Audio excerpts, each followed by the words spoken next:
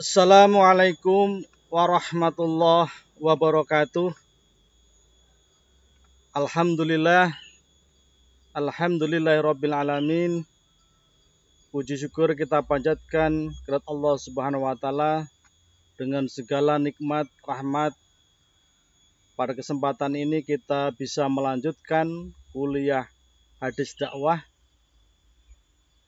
yang pada kesempatan ini kita akan mengambil judul dakwah sebagai ilmu dan nilai. Saudara-saudara sekalian, dalam sejarah perkembangan ilmu dakwah, secara garis besar bisa kita lihat atau bisa kita pahami bahwa ada tahapan-tahapan dalam perkembangan ilmu dakwah. Oleh karena itu, sebelum kita membacakan beberapa hadis yang terkaitan dengan dakwah sebagai ilmu dan nilai, maka perlu kita sampaikan dulu sebagai pengantar tentang ilmu dakwah ya, yang terus mengalami perkembangan. Diawali dari tahap konvensional, bahwa tahap konvensional ini kegiatan dakwah belum mengenal atau belum menggunakan metode-metode ilmiah, tetapi berdasarkan kepada pengalaman seseorang, maka fenomena dakwah itu belum tersusun secara sistematis.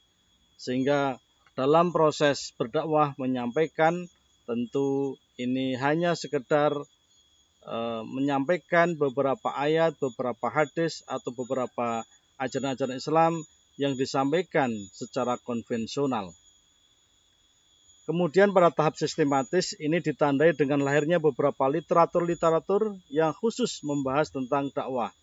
Seminar-seminar, pertemuan ilmiah, para ilmuwan itu khusus membicarakan tentang ilmu dakwah atau bagaimana dakwah itu bisa disampaikan secara baik dengan menggunakan ilmu-ilmu bantu, terutama ilmu-ilmu sosial. Pada tahap ketiga adalah tahap di mana pengetahuan dakwah tersusun secara ilmu pengetahuan.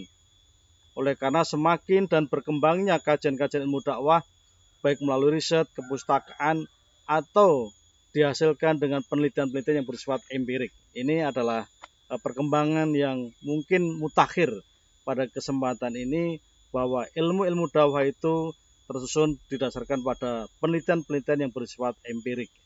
Ini saya kira pada tahap-tahap ini kita memasuki pada tahap-tahap ilmiah dengan ditandai dengan banyaknya prodi-prodi, fakultas maupun jurusan-jurusan atau studi-studi yang mengkhususkan tentang dakwah. Saudara sekalian, ciri khas dalam ilmu dakwah itu selalu dibantu dengan ilmu-ilmu lain ya.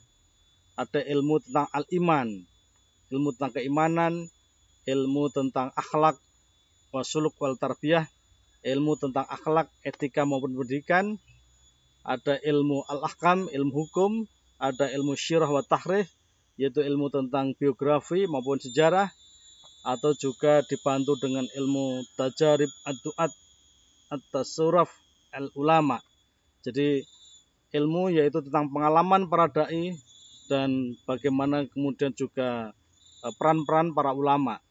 Atau juga ada ilmu atau dibantu oleh ilmu namanya al-ulum, al-asr, wal wasail, al-mujadah, al-mustajidah, atau ilmu modern atau saran-saran mutakhir yang saat ini perlu dikembangkan, punya dalam kaitannya dengan metodologi ilmiah.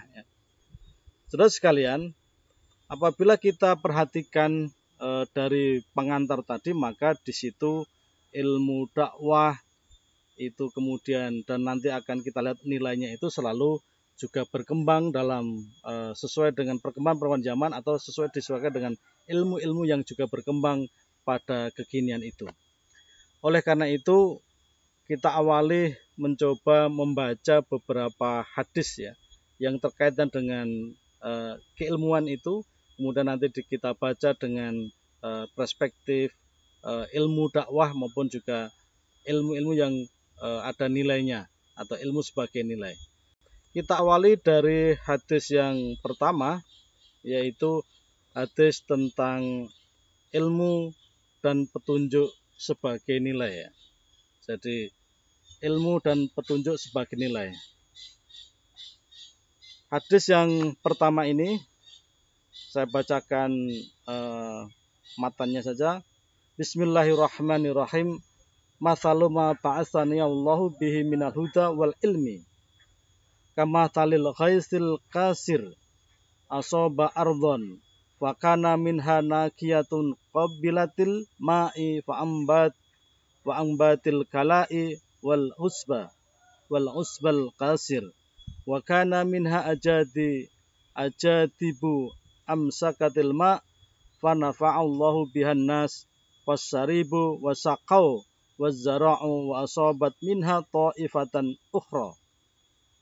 Innama hiya ki'anun la tamsiku ma' wala tanbatu kala wadhalika mathalu man fakiha fi dinillahi wa nafa'u ma ba'asyallahu bih fa'allima wa'alama mathalu man lam yarfa' bidzalika ra'sa wa lam yaqbal hadzallahu alladzi ursiltu bihi wa fi riwayatin wa kana minha ta'ifatun qayyalatil ma. Artinya bahwa perumpamaan yang diwahyukan Allah kepadaku daripada ilmu dan petunjuk bagaikan hujan yang deras. Ia turun di atas tanah, maka ada di antaranya tanah itu bersih, dapat menerima air sehingga menumbuhkan tanaman dan rumputan yang lebat. Dan ada tanah yang kering, dapat menahan air hujan sehingga berguna bagi manusia untuk minum, bercocok tanam, dan memberi minuman ternak. Ada juga tanah yang berupa batu, tidak dapat menahan air dan tidak menumbuhkan tanaman. Demikianlah contoh orang-orang yang mengerti agama dan benar-benar berguna padanya apa yang diturunkan Allah kepadaku, kata Nabi.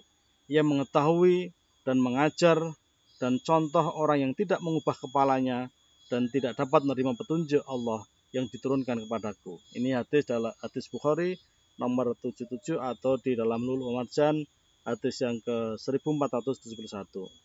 Terus sekalian, ada 3 perumpamaan ya, dari perumpamaan apa yang telah diwahyukan Allah kepada Nabi Muhammad itu menjadi ilmu dan petunjuk ya. Jadi apa yang diwahyukan oleh Allah itu kepada Nabi Muhammad itu menjadi wahyu, itu menjadi ilmu, dan wahyu itu juga sebagai petunjuk. Nah, ilmu dan petunjuk itu diibaratkan hujan ya. Jadi wahyu itu diibaratkan sebagai hujan yang deras, yang lebat. Nah, kemudian manusia itu diibaratkan tanah. Tanah itu ada yang subur dan menyuburkan, ada tanah itu yang subur, bisa menerima air, bisa menampung air. Kemudian ada tanah yang tandus seperti bebatuan. Nah, ketika wahyu diibaratkan sebagai hujan yang deras tadi, itu direspon oleh tanah bermacam-macam. Tanah yang subur, kemudian menyuburkan, menumbuhkan tanaman-tanaman, dan tanaman-tanaman itu bermanfaat kepada orang lain atau kepada hewan-hewan. Ada tanah yang mereka hanya bisa menampung air saja, tapi tidak bisa menyuburkan. Kemudian air tadi bisa untuk tanah yang bisa menampung tadi, kemudian bisa untuk pengairan, kemudian bisa untuk minum ternak, dan juga nanti bisa dipakai untuk tanaman. Nah ini. Tapi juga ada tanah yang berupa batu-batu, mereka adalah tidak bisa menampung air dan tidak bisa menumbuhkan tanaman-tanaman. Ini gambaran terkait dengan perumpamaan ketika Allah menurunkan wahyu kepada Nabi Muhammad itu, maka wahyu itu akan menjadikan ilmu dan menjadikan petunjuk. Nah, maka tadi diibaratkan ada 3 respon yang bisa dilihat respon itu. Nah, apabila kita lihat pesan hadis tadi, maka digambarkan sebagai ilmu dan petunjuk. Ya. Apa gambaran ilmu sebagai petunjuk? Gambaran ilmu sebagai petunjuk adalah yang kita lihat adalah bahwa ilmu tadi ditamsilkan sebagai ghaits ya, atau hujan yang bermanfaat. Maka ilmu yang dimaksudkan dalam hadis ini adalah ilmu syariah atau ilmu agama. Ilmu tersebut bisa dimisalkan tadi ghaits tadi, yaitu hujan yang bermanfaat, kemudian tidak rintik dan tidak pula yang terlalu deras. Maka ghaits dalam Al-Quran dan Sunnah sering digunakan untuk hujan yang bermanfaat, berbeda dengan al-ma ya. Jadi berbeda dengan al-ma atau dengan al-matar yang sama-sama bermakna hujan. Adapun al-matar itu kebanyakan digunakan untuk hujan yang turun dari langit, namun untuk hujan yang mendatangkan bahaya. Saudara sekalian, dari hadis tadi di awal sudah saya singgung terkait dengan ada namanya nakiyatun qabilat, yaitu tanah yang dapat menyerap air sehingga tumbuh tumbuhan dan rerumputan. Tanah yang bermanfaat dengan hujan menjadi hidup setelah sebelumnya mati. Lalu kemudian dia menumbuhkan tanaman. Nah, manusia pun dapat memanfaatkannya, begitu pula hewan, ternak, dan tanaman lainnya dalam tumbuh dan tumbuh tersebut. Artinya orang yang mendapatkan petunjuk dan ilmu, orang sepertinya selalu menjaganya, kemudian hatinya menjadi hidup, dia pun mengamalkan dan mengajarkan ilmu yang dia miliki pada orang lain. Akhirnya ilmu tersebut bermanfaat bagi dirinya dan juga bermanfaat bagi orang lain. Ini gambaran tentang yang disebut dengan nakiyatul qabilat ya.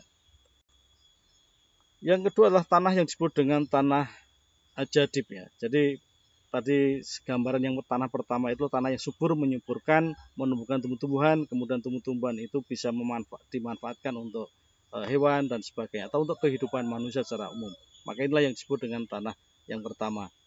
Yang kedua adalah tanah namanya ajadib, yaitu tanah yang bisa menampung air sehingga dapat dimanfaatkan orang lain untuk minum, minuman hewan, untuk pengairan tanah, pertanian, namun tidak bisa menyerap ya air tadi. Tanah tadi tidak bisa mendatangkan manfaat bagi dirinya sendiri, namun bermanfaat bagi orang lain. Maka tanah ini menahan air sehingga dapat dimanfaatkan. Nah, ini gambaran ya, gambaran sebagai orang yang bisa menerima petunjuk tapi kemudian tidak bisa manfaatnya sendiri, tapi bisa dimanfaatkan oleh orang lain. Ini orang ini juga memiliki ilmu. Maka ini sebagai gambaran tanah yang kedua. Tanah yang ketiga adalah tanah disebut dengan kianan. Jadi tanah ini tidak bisa menampung dan tidak bisa menyerap air. Tanah ini tidak bisa menumbuhkan tanaman, tanah tandus, yaitu tanaman yang tidak dapat tumbuh di atasnya. Maka tanah ini tidak dapat menyerap air, tidak pula menampung atau yang dimaksudkan oleh. Maka kalau di gambaran manusia ini adalah manusia yang mereka itu tidak memiliki apa-apa ya. Jadi ketika mereka diberikan pengetahuan, diberikan itu ilmu, juga tidak menjadi ilmu nilai maupun juga tidak bisa menjadi petunjuk. Ini kira-kira gambaran hadis tentang ilmu dan petunjuk yang digambarkan dengan tiga kriteria.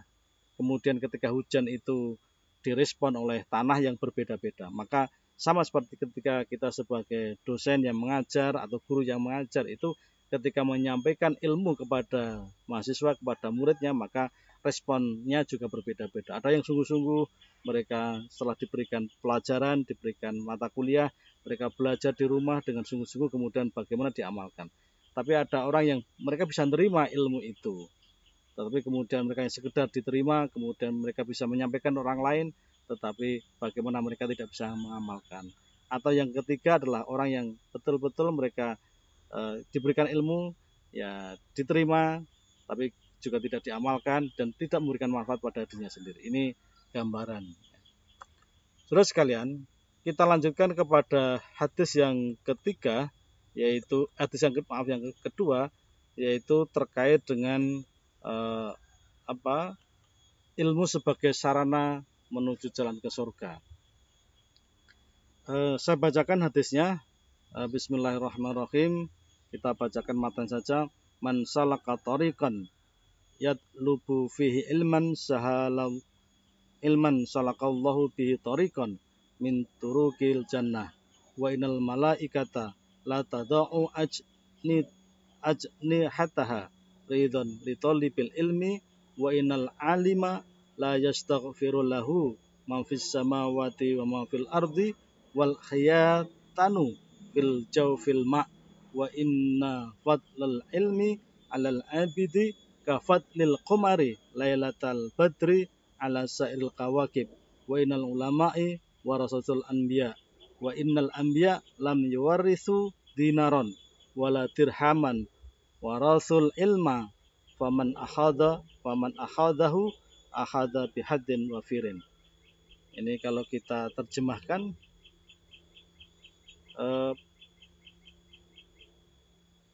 Abu Darda pernah mendengar dari Rasulullah SAW, yaitu Rasulullah bersabda, barang siapa meniti jalan untuk menuntut ilmu, maka Allah akan mudahkan jalan ke surga.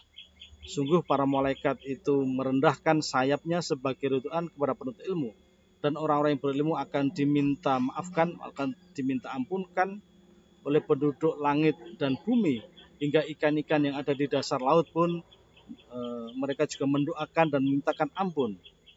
Nah, kelebihan seorang alim dibanding ahli ibadah itu seperti keutamaan rembulan, ya, seperti rembulan pada bulan purnama atas seluruh bintang-bintang. Maka para ulama adalah pewaris para nabi, dan para nabi tidak mewariskan dinar dan dirham. Mereka hanyalah mewariskan ilmu. Barang siapa mengambilnya, maka ia telah mengambil bagian dari yang banyak itu.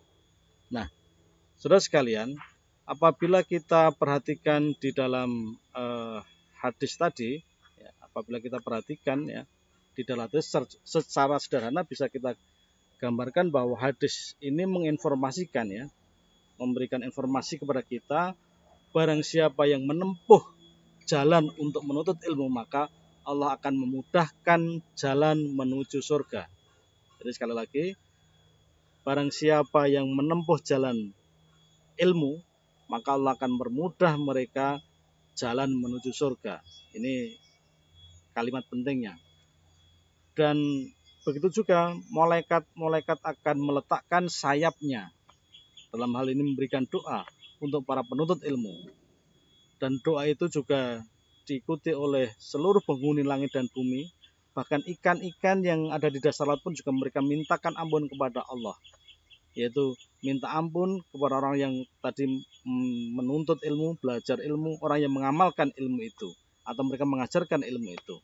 Bahkan diberikan gambaran secara detail bahwa kelebihan dan keutamaan orang yang berilmu atas orang yang ahli ibadah itu diibaratkan bulan pada yaitu orang yang berilmu itu seperti bulan, yaitu bulan purnama, sedangkan ahli ibadah itu adalah bintang-bintang yang di sekitarnya. Sehingga kalau kita secara sederhana bahwa orang yang berilmu itu seperti bulan yang cahayanya sangat terang di malam hari.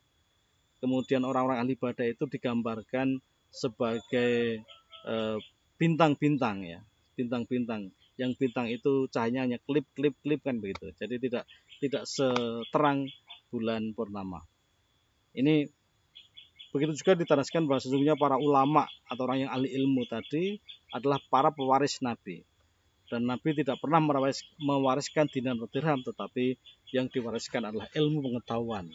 Ini tentu ilmu pengetahuan yang diwariskan Nabi adalah tentang sunnah-sunnahnya maupun juga wahyu tadi. Wahyu yang melahirkan pengetahuan, Al-Quran yang melahirkan pengetahuan. Kemudian wahyu diikuti dengan sunnah atau terjemahan pemahaman Nabi yang kemudian menjadi sunnah tadi.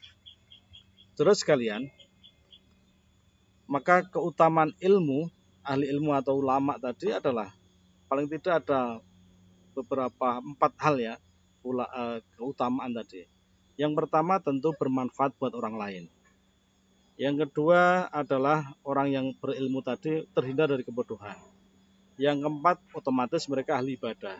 Dan yang keempat tentu dia seorang pejuang, karena ini ahli ilmu atau ulama ya.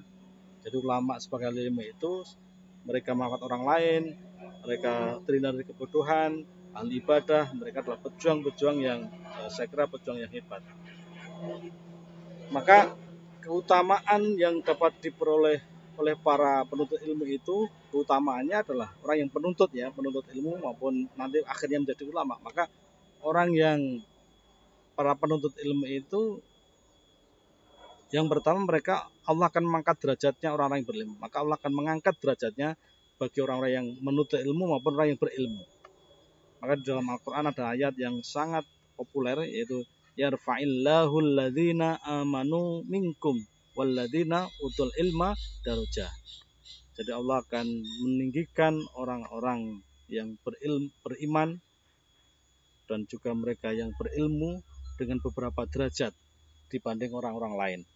Nah, itu yang pertama. Yang kedua tentu Allah akan menjadikan kebaikan para penuntut ilmu itu. Yang ketiga, orang yang menuntut ilmu dan memiliki ilmu itu dijauhkan dari siksaan. Yang keempat, orang yang menuntut ilmu itu diibaratkan seperti seorang yang berjihad di jalan Allah. Jadi orang yang menuntut ilmu, para mahasiswa itu mereka juga berjihad. Orang yang menekuni ilmu, membaca, mencari ilmu terus itu adalah disamakan atau diibaratkan sebagai orang yang berjihad di jalan Allah. Maka orang yang berjihad itu tidak perlu ngebom. Kalau berjihad itu tidak perlu pakai bedil, tapi Anda mempelajari ilmu dengan sungguh-sungguh. Ilmu itu memberikan manfaat, memberikan pencerahan kepada orang lain, ilmu apapun. Apalagi saat ini adalah ilmu yang terkait dengan penguasaan teknologi ya. Ini penting. Anda menguasai teknologi berarti Anda berjihad di jalan Allah. Yang kelima adalah orang yang menuntut ilmu itu akan dimudahkan jalannya menuju surga. Itu otomatis tadi di hadis tadi.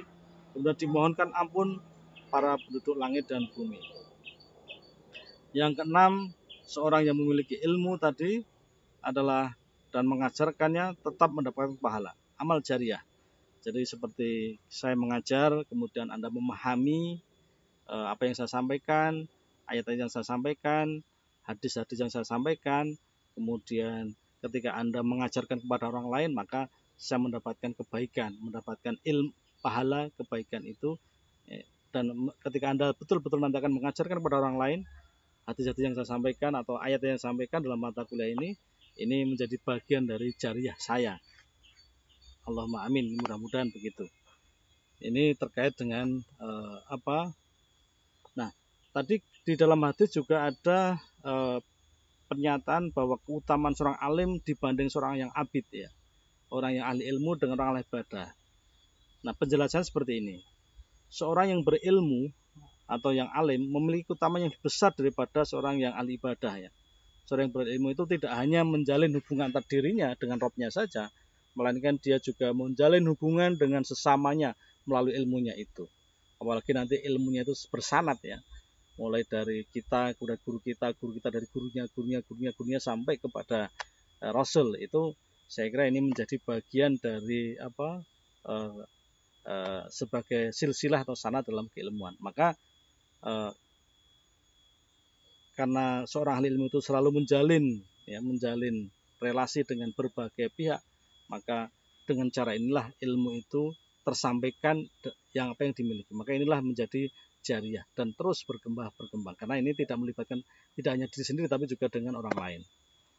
Yang kedua adalah seorang ahli ibadah yang mendirikan sholat, menjalankan puasa dengan tekun, itu kan hanya terjadi antara dirinya dengan Tuhannya. Tapi kalau orang berilmu itu dengan dirinya, dengan Tuhannya, dengan orang lain. Maka seorang yang berilmu dalam menyampaikan ilmunya kepada orang lain, maka inilah kemudian membawa manfaat bagi dirinya maupun juga kepada orang lain. Tetapi dia juga memberikan manfaat kepada umat-umat yang mereka menuju jalan ilmu. Maka ilmu itu sering dikatakan di dalam Al-Quran itu sebagai amal saleh. Maka yang paling utama dan mulia karena ilmu itu termasuk tadi disampaikan di atas adalah sebagai bagian jihad fisabilillah. Karena sesungguhnya agama Allah tidak akan tegak di bumi ini melainkan hanya dengan dua hal, yaitu dengan ilmu. Yang kedua dengan ilmu ya. Ilmu dan penjelasan-penjelasannya ilmu. Yang kedua dengan pedang ya. Ini jadi agama itu akan tegak apabila hanya dengan ilmu dan pedang. Nah, pedangnya itu bermacam-macam. Pedang sebagai alat. Terus sekalian, kita lanjutkan kepada pembahasan kita hadis yang ketiga, yaitu terkait dengan hilangnya pengetahuan karena meninggalnya orang-orang yang berilmu ya. Jadi meninggalnya orang-orang yang berilmu. Kita bacakan hadisnya.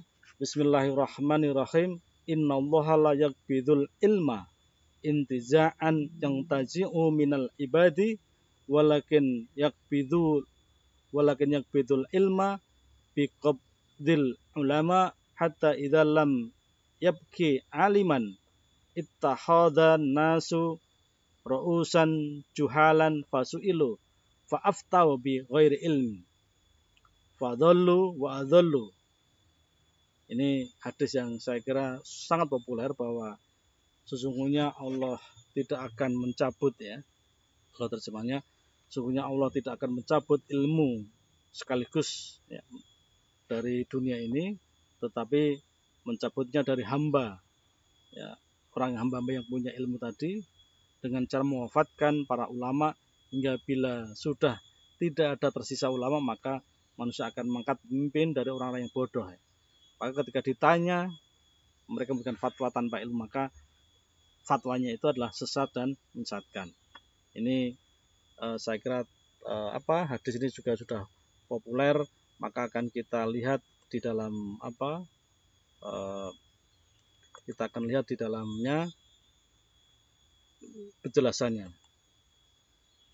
Penjelasan yang pertama terkait dengan istilah tadi, istilah alim ya. Alim itu berasal dari kata-kata alima, berarti mengetahui atau berpengetahuan tentang itu. Sedang alimah tadi memiliki atribut sebagai ilmu, sebagai kekuatan ya. Al-ilm itu ilmu sebagai sebuah kekuatan yang berakar dalam ilmu pengetahuan dan literatur. Jadi alimah itu adalah ilmu yang didasarkan pada kekuatan atau ilmu berdasarkan pengetahuan dan literatur. Ini pengetahuan secara istilah maupun dalam bahasa. Nah, dalam konteks bahasa memang para ahli ilmu itu atau ulama yang kita kenal itu mempunyai makna yang berbeda kalau di Indonesia. Jadi kalau di Jawa ada kiai, kalau di Sunda ada ajengan, di Aceh itu ada tengku, di Sumatera ada syekh, ada kalau di Nusa Tenggara itu tuan guru. Ini pengistilahan orang-orang yang mereka ahli ilmu. Maka di sini ulama pentingnya ya. Jadi pentingnya ulama dalam masyarakat Islam itu terletak pada pada kemampuannya ya menafsirkan sumber-sumber ajaran Islam ya. Kemampuan menjelaskan sumber-sumber ajaran Islam jadi Al-Quran dan Sunnah. Nah, inilah memiliki pengetahuan agama yang mendalam, ketinggian akhlak, memiliki kekuatan, pengaruh yang besar dalam masyarakat. Jadi ulama itu dalam masyarakat selalu difahami adalah orang yang memiliki kemampuan untuk menafsirkan sumber ajaran Islam. Ini kita ulang lagi, terutama Quran hadis. Yang kedua adalah orang dikatakan ulama karena mereka pengetahuannya sangat mendalam. Di Quran dikatakan rasikhul ilmi, ilmunya itu sangat mendalam. Baik itu Quran, baik itu hadis, baik itu ilmu yang lain. Yang ketiga adalah mereka memiliki ketinggian akhlak. Yang keempat, mereka memiliki kekuatan dan pengaruh yang besar di masyarakat. Jadi ini gambaran ulama ya. Kiai, ajengan, tengku, atau tuan guru itu adalah orang yang tentu memiliki kemampuan sebagai penafsir terhadap Al-Quran maupun Al-Hadis. Saya ulang lagi, ini penting karena yang kedua adalah mereka memiliki pengetahuan yang mendalam apa yang mereka tekuni, punya spesialisasi ilmu fikih, ilmu ini dan sebagainya, termasuk ilmu yang bersifat eksakta. Yang ketiga adalah ketinggian akhlaknya.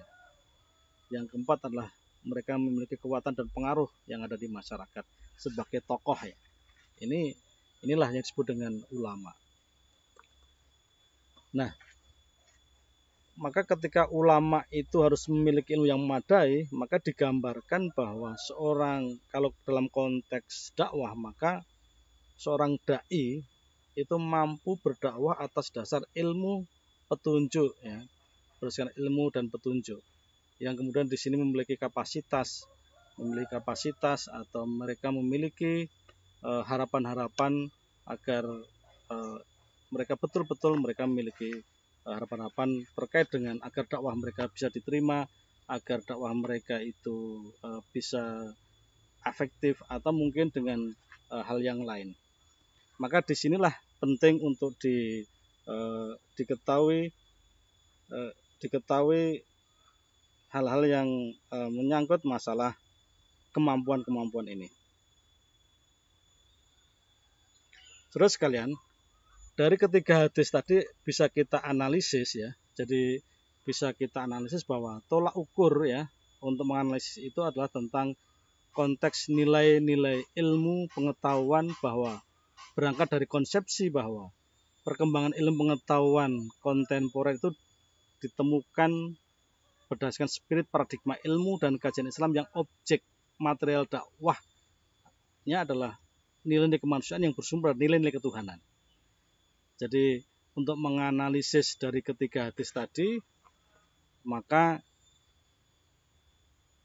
yang dipakai secara konsepsi dipakai bahwa perkembangan ilmu pengetahuan kontemporer itu ditemukan dengan spirit ilmu-ilmu agama yang objeknya adalah nilai-nilai kemanusiaan yang bersumber pada nilai ketuhanan. Nilai kemanusiaan itu bersumber dari nilai ketuhanan.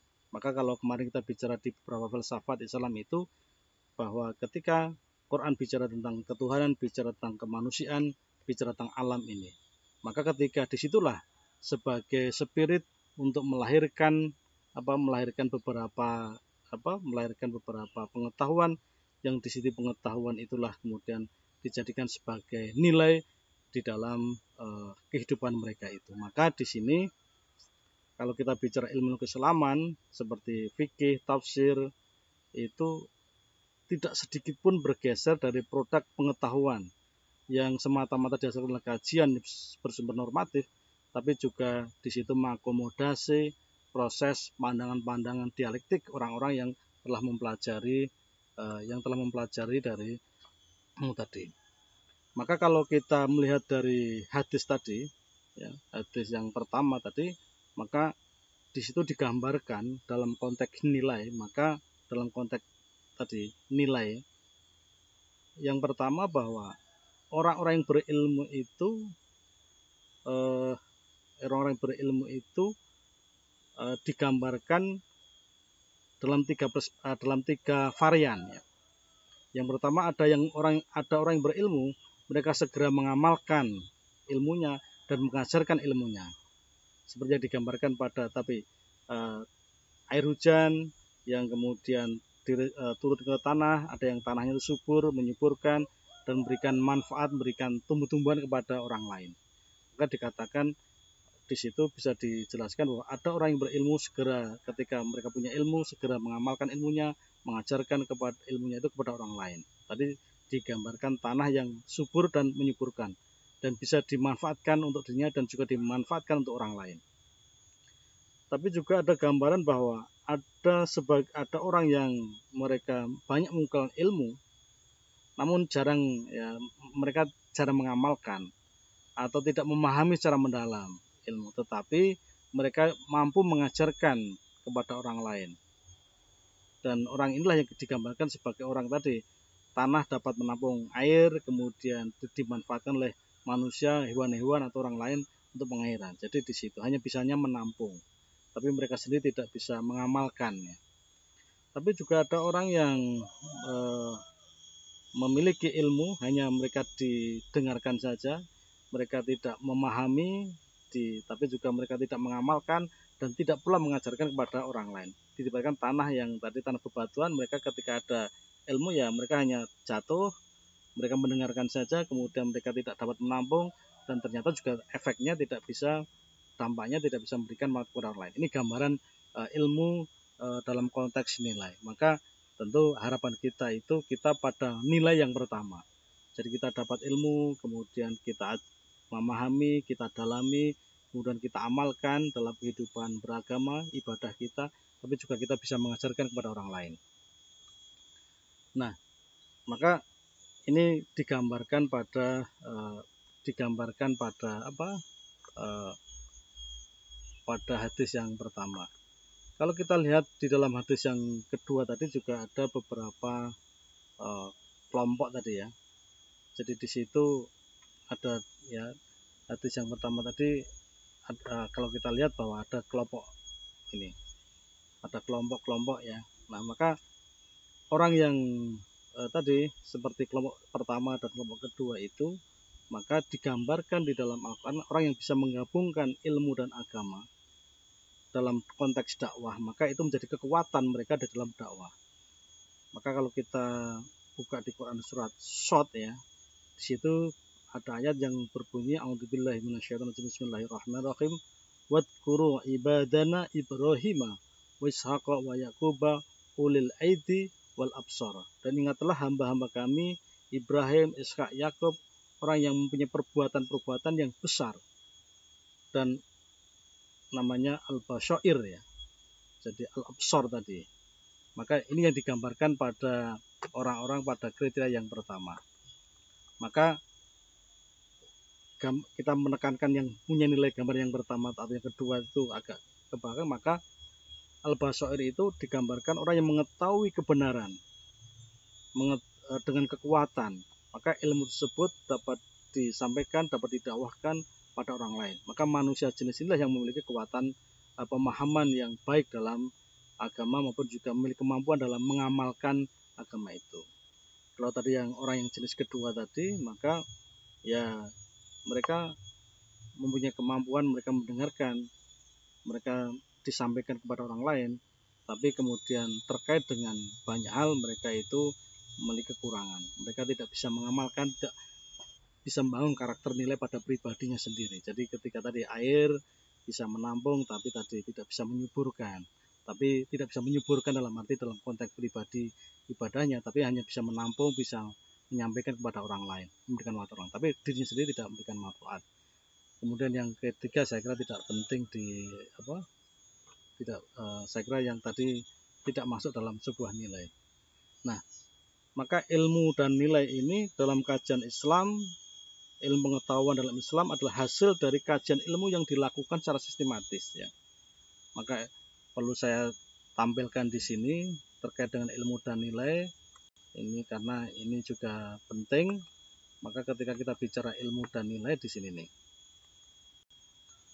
maka dalam kajian Islam, ilmu pengetahuan dan nilai adalah hasil kajian ilmu yang dilakukan secara sistematis terhadap realitas dan menghasilkan pengetahuan yang sesuai dengan realitas yang dikaji.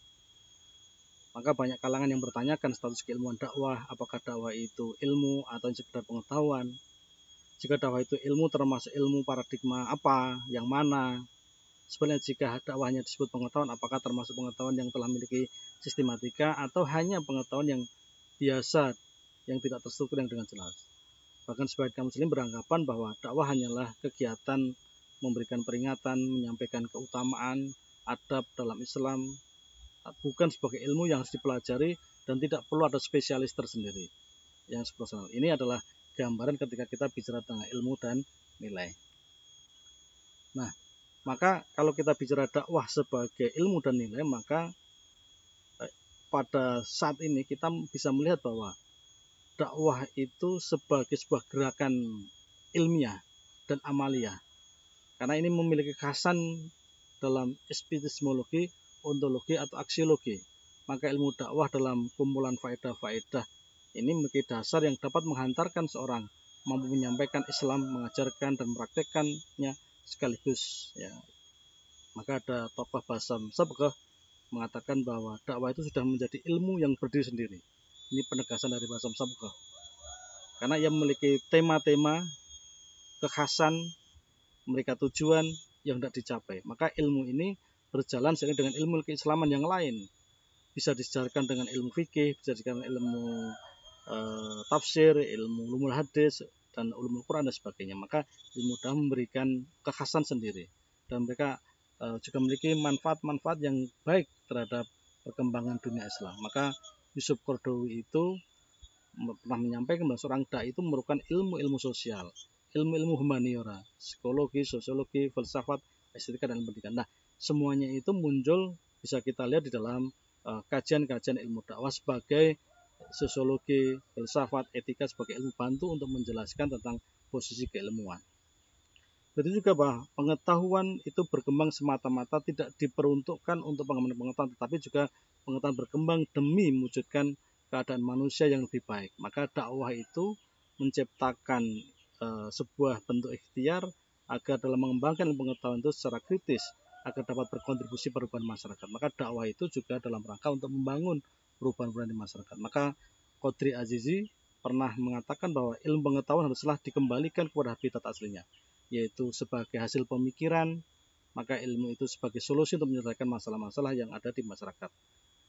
Ilmu dakwah atau dakwah ini sebagai fenomena sosial, begitu juga sebagai kewajiban, ilmu dakwah sebagai bagian yang tidak dipisahkan dalam ajaran-ajaran Islam itu. Maka untuk memenuhi kebutuhan-kebutuhan tadi, problematika yang dihadapi dakwah dan perkembangan yang begitu cepat dalam kehidupan manusia itu, maka dibutuhkan sebagai guidance, sebuah ilmu pengetahuan yang bagaimana dakwah itu tetap berlangsung sebagaimana dulu dilakukan oleh Nabi sepanjang hidupnya adalah mereka sebagai aktivis dakwah. Saudara sekalian, beberapa hal tadi telah kita sampaikan, mudah-mudahan ini pada akhir ini bisa kita bisa kita pahami terkait dengan hadis dengan konteks dakwah. Terima kasih. Assalamualaikum warahmatullahi wabarakatuh.